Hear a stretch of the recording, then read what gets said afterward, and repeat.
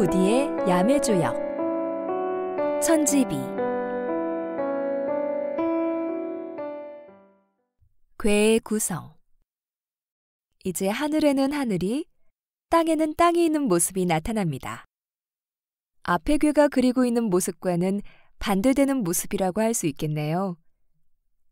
지천태의 괴가 역동적인 평화를 나타내는 모습이었다면 천지비의 괴는 정적인 평화를 나타내는 모습이라고 할까요?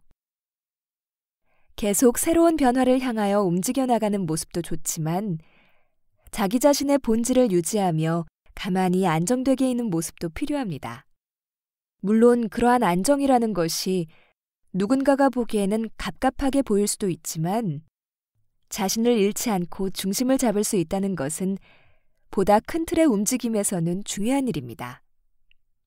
물론 그것이 너무 심해져서 서로의 말을 들을 생각도 하지 않고 자신의 고집을 피워대는 모습이 된다면 문제가 될 것입니다. 비의 괴는 그러한 이중적인 모습을 모두 나타내고 있습니다.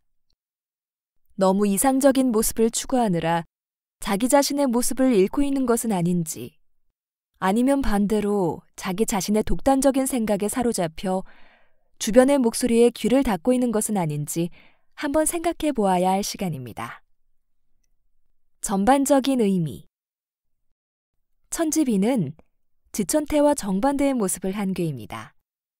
일반적으로 홀수번째 괴와 그 다음 괴의 관계와 같이 위아래를 뒤집은 모습으로 볼 수도 있지만 앞의 괴의 각 효에서 음과 양을 뒤집어 놓은 모습으로 볼 수도 있겠네요. 이렇게 두 개의 괴는 여러 가지 면에서 서로 다른 의미를 나타냅니다. 지천태의 괴가 움직임 속의 동적인 조화와 균형을 의미하였다면 천지비의 괴는 정적인 고정과 정체를 나타낸다고 볼 수 있지 않을까요? 기본적으로 천지비의 괴에는 부정적인 단어가 많이 따라붙곤 합니다. 고집스럽고 소통하지 않는 째째한 모습 말이죠. 역경이라는 이름 자체가 움직임을 나타내기 때문에 그런 것일까요?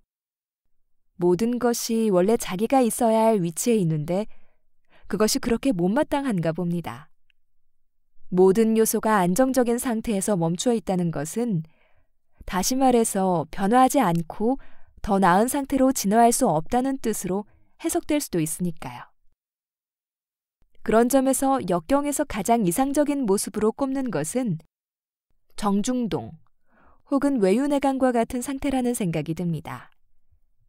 진정한 완성의 모습은 더는 손댈 곳이 없이 가만히 유지되는 것이 아니라 끊임없이 안정적으로 순환해 나가면서 계속해서 더 높은 곳을 향해 나아가는 것이라는 거죠.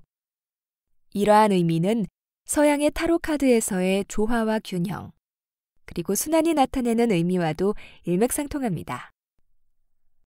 그렇지만 변화와 순환의 궁극적인 도달점이 아니라 그러한 변화 과정의 한순간의 모습으로 바라본 천지비의 괴는 그렇게 나쁘지만은 않다고 생각합니다. 가끔은 하늘은 하늘다워야 하고 땅은 땅다워야 한다고 봅니다. 물론 그러한 자신만의 틀에 갇혀 세상을 여러 가지 모습을 이해하지 못한 채 멈추어 서려고 한다면 문제가 되겠지만 주변에 휘둘리지 않고 제자리에 멈춰 서서 자신의 근본을 이해하고 이러한 이해를 바탕으로 다른 사람을 함께 이해하고 포용하려 한다면 더욱 큰 일을 도모하는 데 많은 도움이 될 것입니다.